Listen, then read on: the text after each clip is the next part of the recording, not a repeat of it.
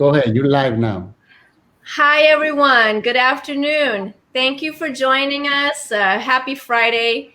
I'm Mónica Palacio, candidate for DC Council at Large, and I'm so pleased to be here today with a wonderful panel of DC educators. So many of us as parents have questions about schools reopening, and I know that as you read the news yesterday and today, and you heard the new information that students will be online for the first term of the DCPS school year, you probably had some mixed reactions like, wow, on the one hand, I feel much reassurance about the health and safety of my child and the parents and the staff. But on the other hand, wow, my student's going to be home and I have to do homeschooling and online education. So as part of my campaign, and as a parent and a DC resident for 30 years, I think it's very important that we have conversations about school reopening and what it's really like, right? No candy coating, but to understand the real challenges and the issues. And who better than our own DC educators to give us insight, to give us resources, advice, and guidance as we think about our students going back to school. So I'm going to introduce our panel in just a moment. So just a little bit more about me in case you haven't met me and you're wondering, who is this woman talking on Facebook Live? So again, my name is Mónica. I was born in Bogotá, Colombia. I came to the US when I was 3, and I've lived in DC since 1990. And I've been a civil rights lawyer, an advocate, a government executive. I've had many roles in nonprofits, and I've worked with many of the amazing schools and community-based organizations here in DC, much like Bell Multicultural, Lincoln Middle School, Marie Reed, many of the schools that we love, and many of the organizations that we love. So about 7 months ago, I made the decision to leave my position as the director of the DC Office of Human Rights to run for the DC Council. And I'm the first Latina in the history of our city to do that. And while men have done it, men immigrants, no woman has ever done it before. So I'm here to say I'm a pioneer, and wow, it's been quite a journey as I conduct my campaign during COVID and some of the challenges we're facing. So that's enough about me. Now I want to tell you about our amazing, amazing panelists. I'm going to briefly introduce them, and then they're going to be welcome to say a few more words about themselves.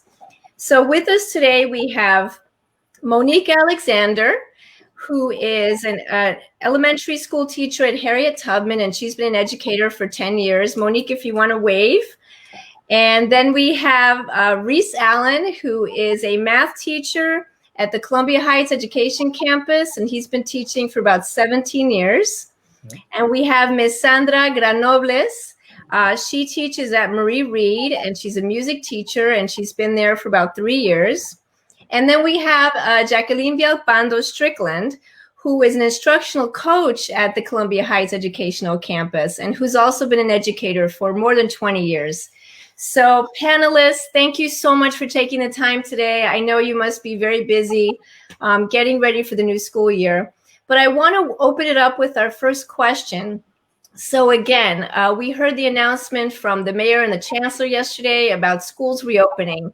And as a parent, I had some mixed feelings. And as teachers, you must have had reactions as well. So I'd love to hear from you today. What have you experienced, and what insights do you have for parents as they're getting ready to go back online and be the support system for their students this fall? So Monique, do you want to jump in first? Sure.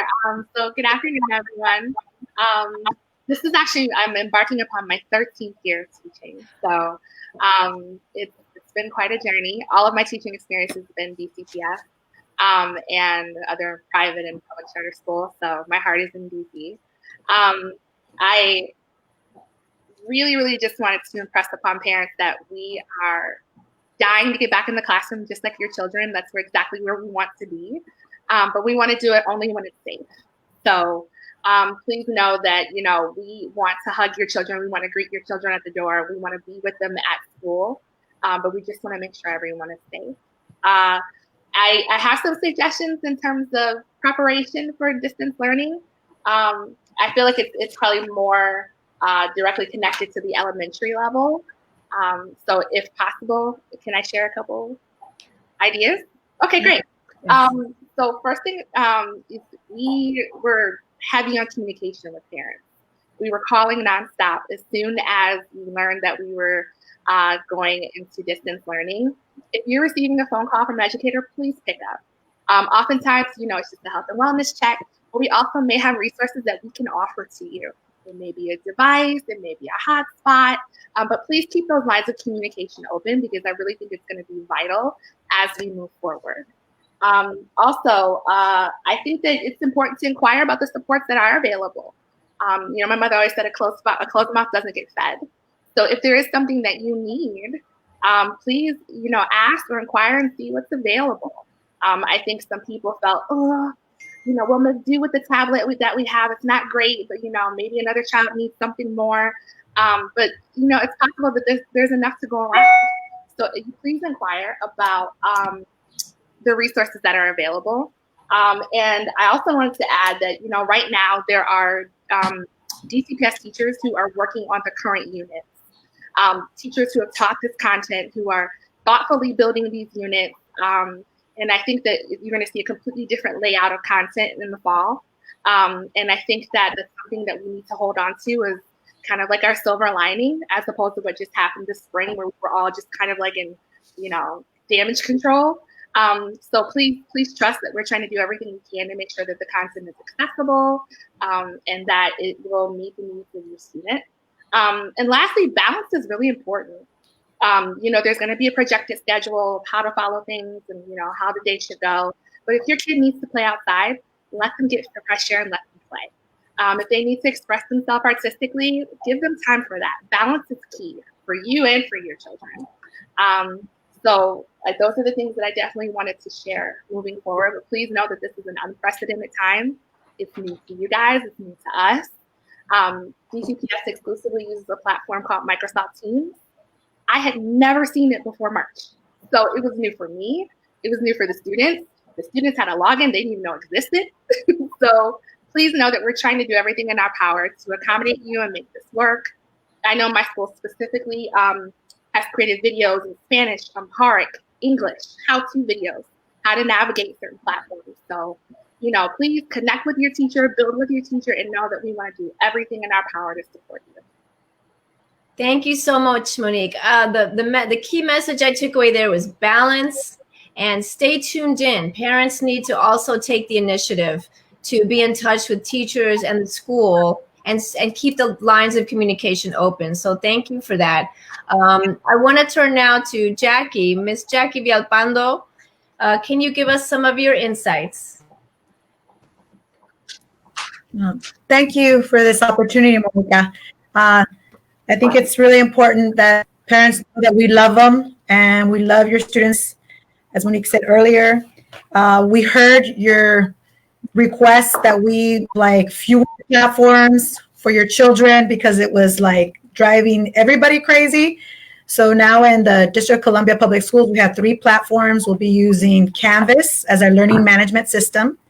We'll be using our Microsoft Word for conferencing. So when you're FaceTiming, it'll be all done through the safety of Microsoft Word. And the third is you're saying, I can't meet you at that time. So we are going to do it at your time on video, which is called Play Pause It.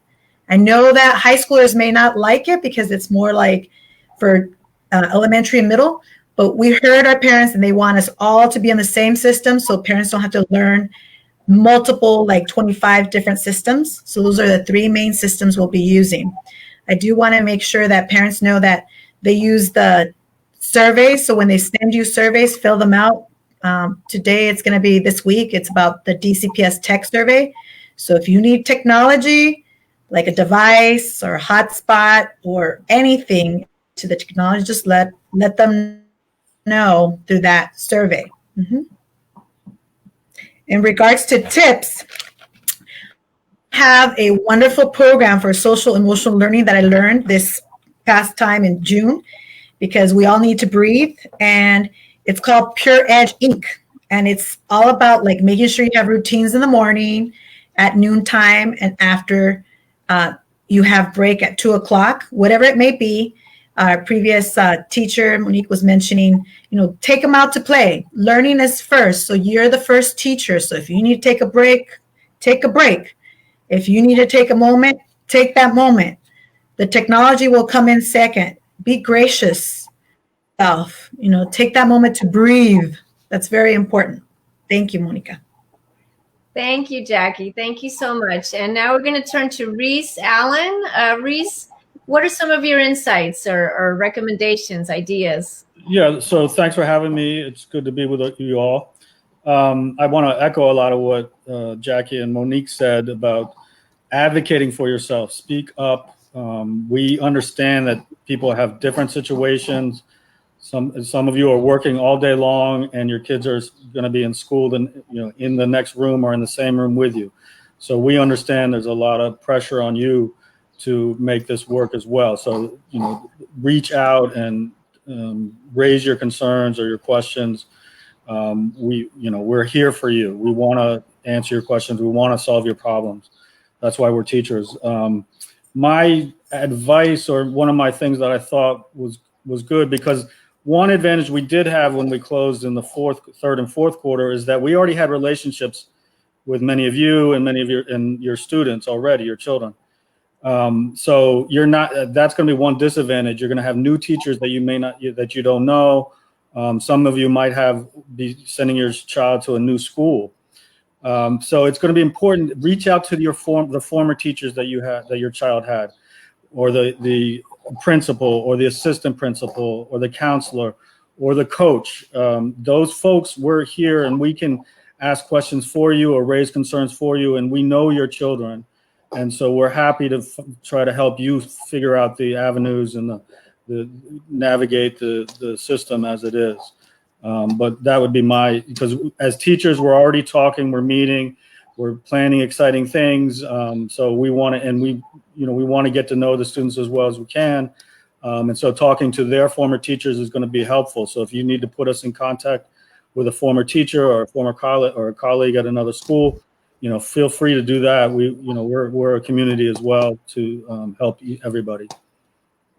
That's a great point, Reese. Thank you so much. So Jackie, you talked about platforms, routines, and breathing and taking those breaks. Reese, you made an excellent point that, many students or teachers may feel at a disadvantage because they don't have relationships from which to build on and extend to online learning. So we can reach out to former teachers or assistant principals and people that we do know to help be the glue to connect the student to their new teachers. That's a wonderful idea. So now I want to turn to Ms. Sandra Granobles. We'd love to hear from you, your insights, experiences, advice. Oh, we lost you again. She's on mute. Yes. Yep. There you are. Yes, right now. My experience as a musician, teaching online music to majority of the students at DC public schools, is to, again, structure. I think that the key is to structure the day. Model how to manage your feelings, because students are coming to online alone and parents are leaving to work. So it's nice to have a communication all the time with children about how are they feeling, how they are going to manage the emotions during the class, because they're going to have a strict schedule from 9 a.m. until 12, and again back to 1 and 3. So I think that the key is address the children's fears, answer questions about the time that we are living is not forever. It's just during this time. Recognize your child's feelings. Keeping in touch with the teacher is the key, as you hear from my other colleagues. Model how you are feeling. If you are stressed, children are absorbing that stress, and also they create anxiety. And during this time, we are very concerned about the social emotional intelligence. As you know, through our colleagues, take a deep breath, find in your home a space for calm down. find strategies during the class that they are taking from 9 a.m. until 1 p.m. A special place for keep the mind focused, like 5 minutes reading a book, 5 minutes to write something about how I'm feeling, because not all the day are gonna feel well. So it's important to translate our knowledge that we have at the school when we have in front of 25 students, a place that they can a place that they can feel comfort, like a calm down soon, that they can find another activities to relax and keep the mind focused. Another thing is like using positive discipline at home. I know we're trying as a teachers like be strict, but we never use like negative words to our students. So we have to reinforce the positive behavior, trying to when they are misbehaving. How are you going to reinforce the behavior at home when they are in front of the teacher? Because we are not there. No, we want to, but we can give you a lot of tips to managing behavior during the time that they are going to take classes online. And that's it. I think that's the most important thing. Is like keep healthy routines. Even fears is something that we're gonna manage in every day, and it's gonna be unpredictable for you, parents and teachers. So we all are together working as a team, and I think that is important to remind that we are here together, even if we are not in your home.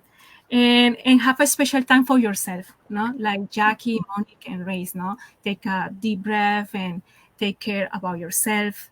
If you know that we are going to wake up very early, maybe 4 hours before 9 a.m., and it's not only for parents, it's not only for students, it's also for us, like a meditation, a healthy breakfast, all this kind of thing that I'm not taking like a guarantee, but it's the key for having a successful online classes.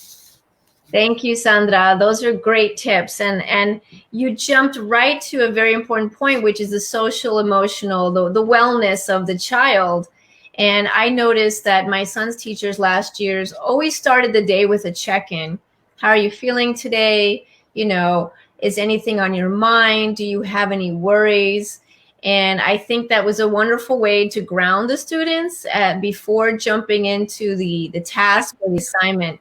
I really appreciated that. So now speaking to students, oops, sorry for that little noise there. So speaking to students, what would you say about how to take care of yourself, or how do we help students think about getting ready for school? For some students, they've had to deal with trauma, right, or loss, or they've been disconnected, or they have, they're facing homelessness or eviction.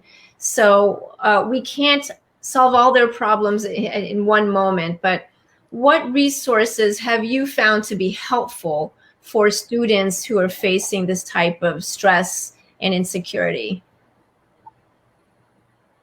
Monique, do you want to jump in again and go first? Sure, I'm happy to. So for my school community specifically, we actually lost a staff member to COVID-19. Someone who was very hands-on with all of the students and the staff members, frankly, and it was a big loss for our community. So we spent a lot of time checking in with the students, making sure they were okay, if they had any questions. There were parents who were experiencing a certain level of grief. So there was just a lot of open lines of communication. We have a partnership with Mary Center, which is a community-based organization that provides an array of services for mental health, physical health. So we were able to put kids who we knew were really going to need the most support in like immediate connection with a staff member to support them.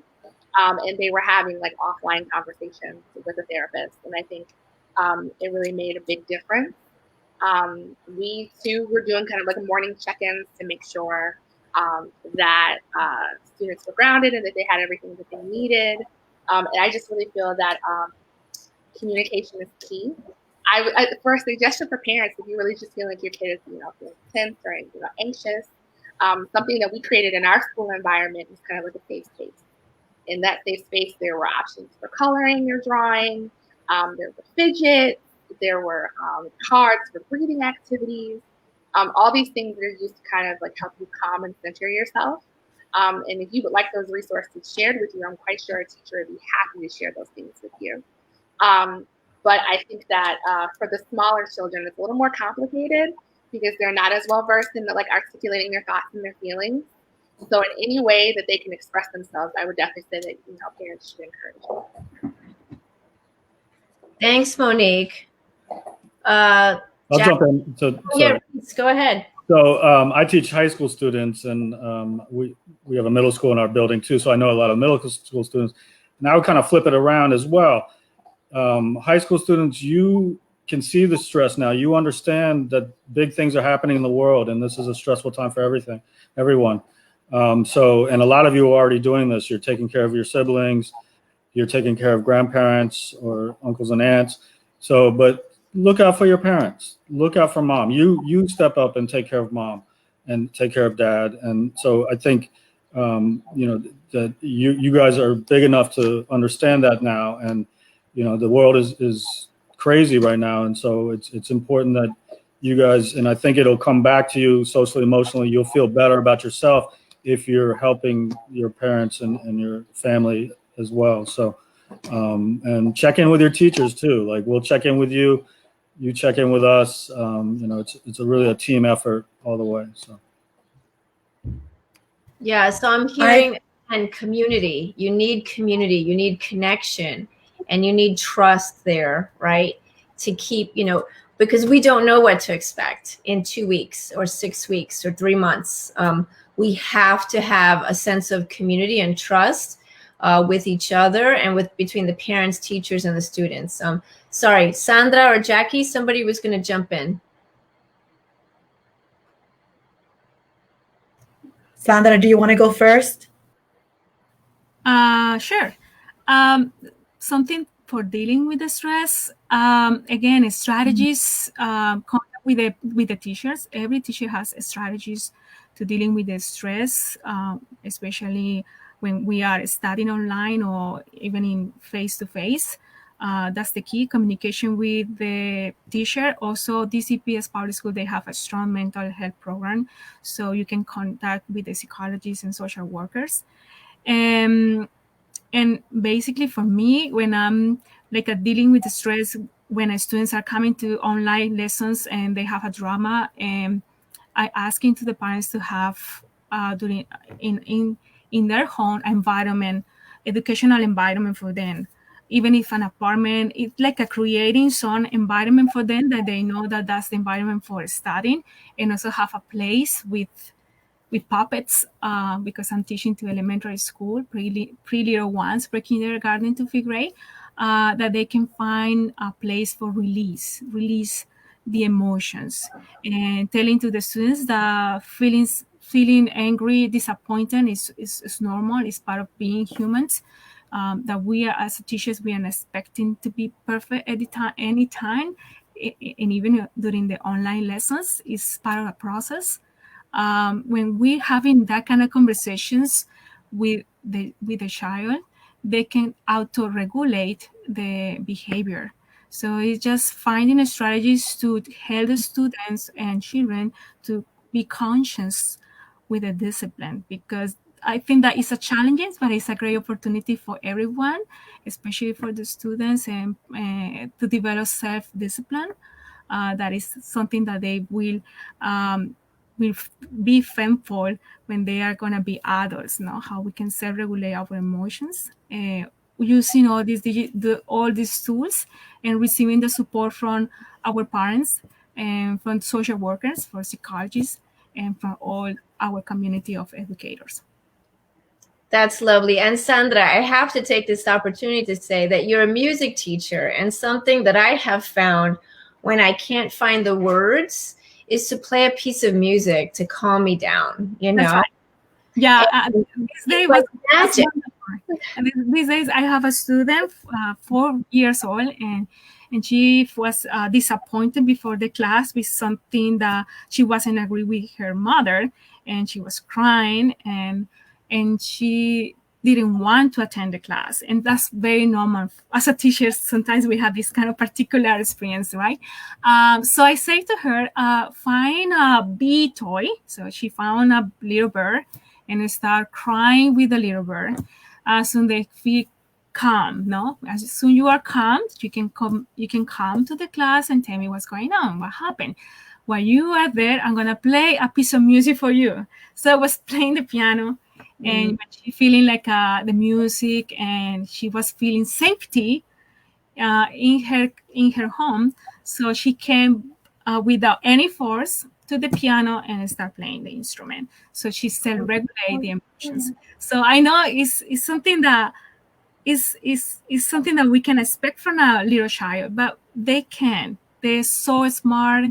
The only that they need is a positive communication from adult to child, no? And as an adult, we have to be very, very patient, no? Especially in time. No, those are great points. And Reese, I love what you said about the older students. Like, it's time to step up, maybe take on a larger role, support the parents, help with the little ones, but also take care of yourself, right? Like, there's, when you're a young adult, you're learning that adulthood is all about balance and finding out how to get everything done. Jackie, I wanted to give you a chance to say more. Now, you've worked a lot with middle school students and high school students. What are some of the biggest struggles you've seen? You talked a little bit about the technology. Parents are expected to get on their smartphones and do things that don't work. What would be helpful to you as a teacher? Well, I have many suggestions. I'll start with the first one about like parents and their stress and anxiety. They all have friends, or they can find a friend. They can do some artwork, and I have, grab a piece of paper and a pencil. It doesn't matter. Just put it together and draw something. Ms. Sandra, the music teacher, mentioned like music. Every morning I get up and I do "It's a Beautiful Morning." Whatever your favorite piece of music, listen to it and make a routine. There's some apps that are available online on your phone for those of us that are lucky to have phones that allow you to have apps. You can get the Calm app. There's one called Headspace. It's really nice. It's free. Get your teacher on it. If you know your teacher, she or he needs it. It's called Headspace, and they have a special app so that they can have an anxiety meditation, and it's available to you too. I think for parents, the curriculum's free so that they can have a morning routine, an afternoon, midday routine. You have to stick to that routine. It doesn't have to be a schedule, a type. It doesn't. The other thing is, not all our parents have homes. Sometimes you have to stick yourself in the bathroom. Yes, we were losing you a little bit, Jackie, but I think you're saying that not all parents have access to the same resources. And one of the things that concerns me as a future and a current policymaker is we have a 40 to 50% of our student population does not have the access they need, and they're expected to be ready for online learning. We all have questions about how DCPS is going to meet those needs, and we can't answer those questions today.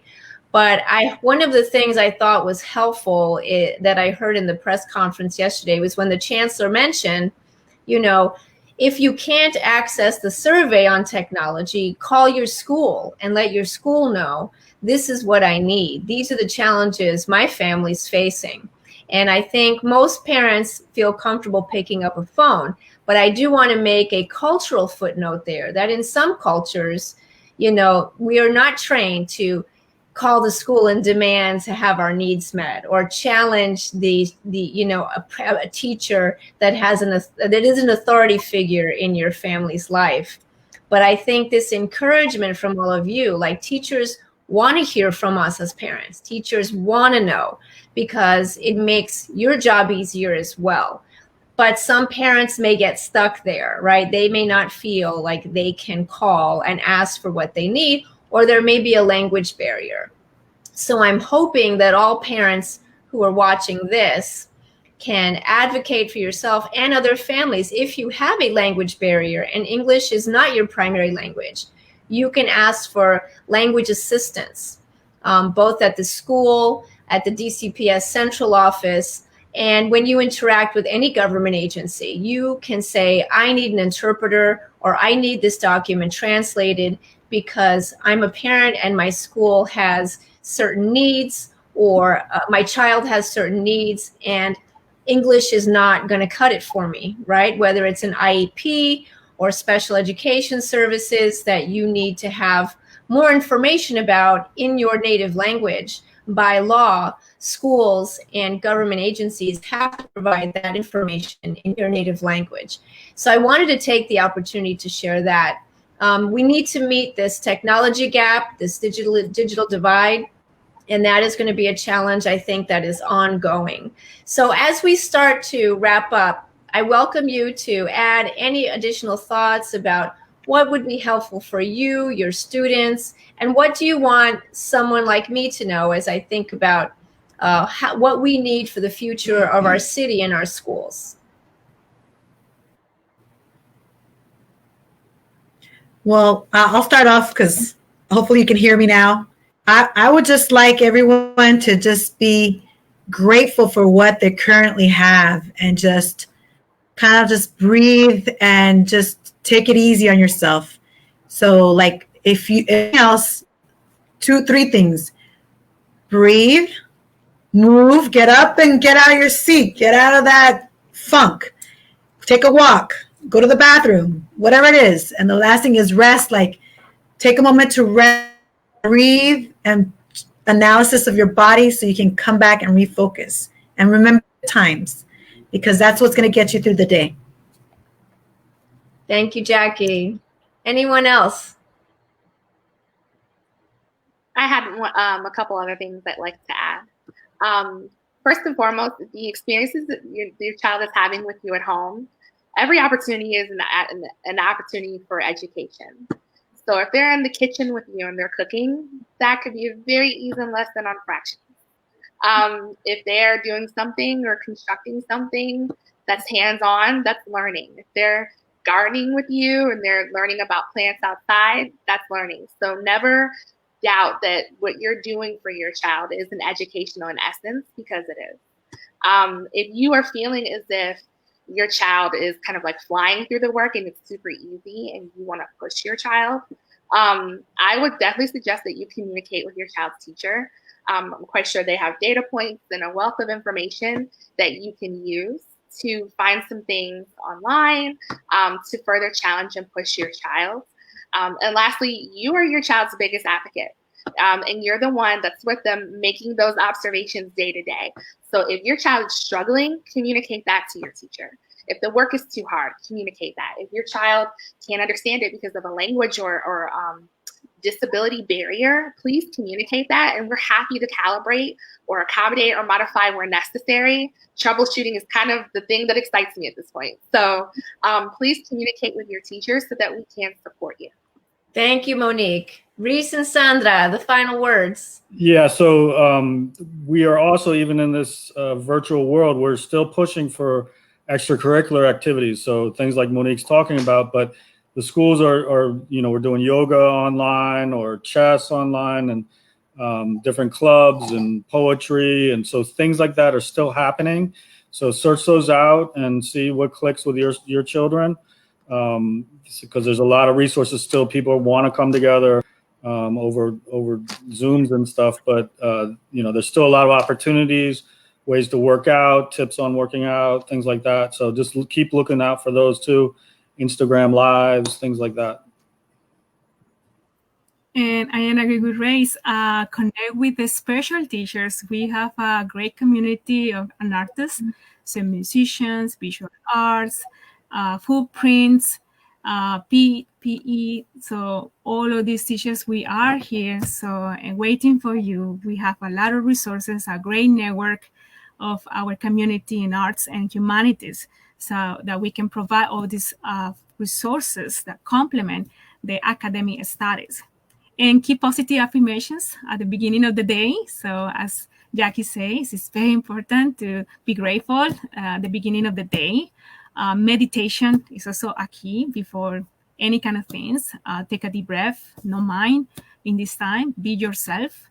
And also having a healthy nutrition and a good time management for parents and students. I think that is a great opportunity for all of us to develop that kind of self-discipline, self-discovering, and self-education.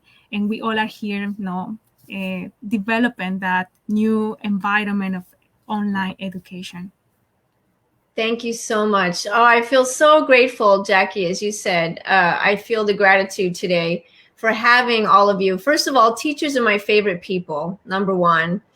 And number two, I think that we need to honor you for your work and dedication and devotion. And I know that you're thinking about our students, our kids, early in the morning, late at night. How can I get through? What can I do? How do I support and help that family? So I deeply appreciate your insights today. And we're going to keep having these conversations because the school year has not yet begun. And we want to make sure, and I want to make sure as part of my work and my campaign, that we're talking about the issues that mean the most to you, not just funding, not just infrastructure, but how do we build community and strength and solidarity through these times of challenge. And that is the core message of my campaign, solidarity.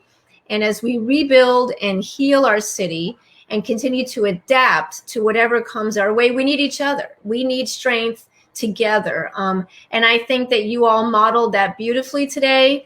And again, I appreciate your time and expertise. I want to say thank you. Stay safe, stay healthy. And for those watching and listening, if you want to know more about my campaign, you can go to monicafordc.com. If you have questions for me or need a mask or need some support or know a family in need, you can reach us at info@monicafordc.com. That's info@monicafordc.com. We're here to support you, not just during the campaign, but for the next 20, 30 years as we lead and heal our city. And I hope that to all of our teachers, that you find the love and space to breathe that you need as you enter the new school year. So stay strong, everybody, and we'll see you next time. Thank you, Monica. Thanks, everybody. Bye-bye. This is Thank the you. Be DC safe. I love.